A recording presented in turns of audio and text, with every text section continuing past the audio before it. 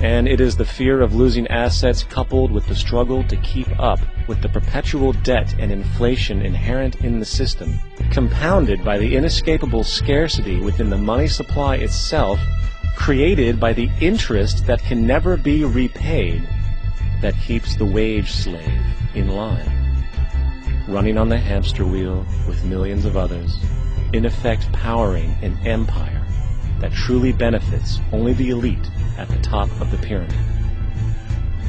For, at the end of the day, who are you really working for? The banks. Money is created in a bank and invariably ends up in a bank. They are the true masters, along with the corporations and governments they support.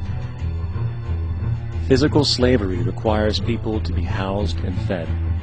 Economic slavery requires people to feed and house themselves.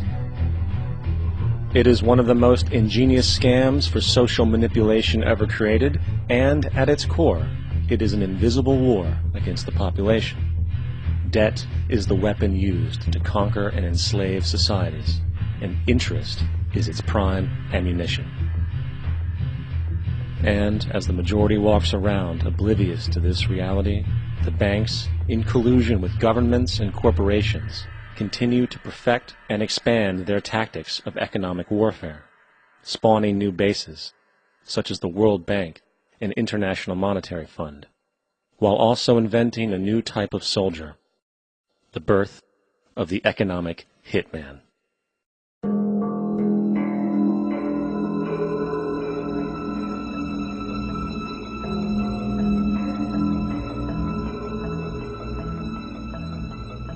We economic hitmen really have been the ones responsible for creating this first truly global empire. And we work many different ways.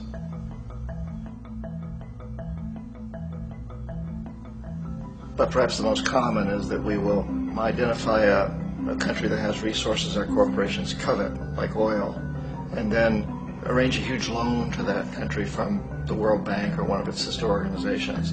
But the money never actually goes to the country. Instead, it goes to our big corporations to build infrastructure projects in that country, power plants, industrial parks, ports, things that benefit a few rich people in that country, in addition to our corporations, but really don't help the majority of the people at all. However, those people, the whole country is left holding a huge debt. It's such a big debt they can't repay it, and that's part of the plan. That they can't repay it. And so at some point we economic hitmen go back to them and say, listen, you owe us a lot of money, can't pay your debt, so sell your oil real cheap to our oil companies. Allow us to build a military base in your country, or send troops in support of ours to someplace in the world like Iraq, or vote with us on the next UN vote to have their electric utility company privatized and their water and sewage system privatized and sold to U.S. corporations or other multinational corporations.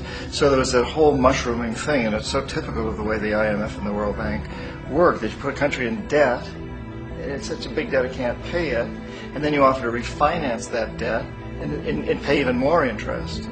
And you demand this quid pro quo, which you call a conditionality or good governance, which means basically that they've got to sell off their resources, including many of their social services, their utility companies, their school systems sometimes, their penal systems, their insurance systems, to foreign corporations. So it's a double, triple, quadruple whammy. The precedent for economic hitmen really began back in the early 50s when democratically elected Mossadegh, who was elected in Iran, he was considered to be the hope for democracy in the Middle East and around the world. He was Time Magazine's Man of the Year. But one of the things that he'd run on and began to implement was the idea that foreign oil companies needed to pay the Iranian people a lot more for the oil that they were taking out of Iran. The Iranian people should benefit from their own oil. Strange policy. We didn't like that, of course. But we were afraid to do what we normally were doing, which was to send in the military. Instead, we sent in one CIA agent, Kermit Roosevelt, Teddy Roosevelt's relative. And Kermit went in with a few $1 million and was very, very effective and efficient. And in a short amount of time, he managed to get Mossadegh overthrown and brought in the Shah of Iran to replace him, who always was favorable to oil. And it was extremely effective. bombs overflow Tehran. Army officers shout that Mossadegh has surrendered and his regime as virtual dictator of Iran is ended. Pictures of the Shah are paraded through the streets as sentiment reverses. The Shah is welcomed home. So back here in the United States, in Washington, people looked around and said, wow, that was easy and cheap. So this established a whole new way of manipulating countries, of creating empire. The only problem with Roosevelt was that he was a card-carrying CIA agent, and had he been caught, the ramifications could have been pretty serious. So very quickly at that point, the decision was made to use private consultants to channel the money through the World Bank or the IMF or one of the other such agencies, to bring in people like me who worked for private companies, so that if we got caught, there would be no governmental ramifications.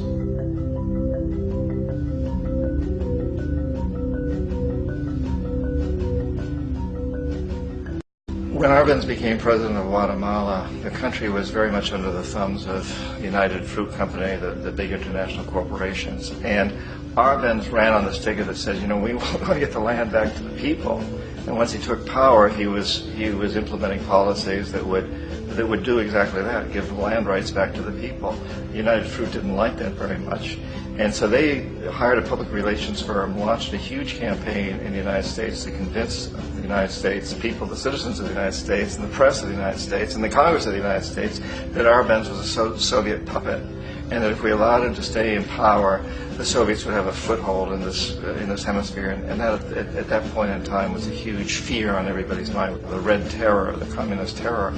And so, to make a long story short, out of this public relations campaign came a commitment on the part of the CIA and the military to take this man out.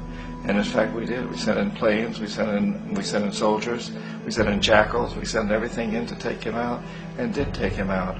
And as soon as he was removed from office, the new guy that took over after him basically reinstated everything to the big international corporations, including United Fruit.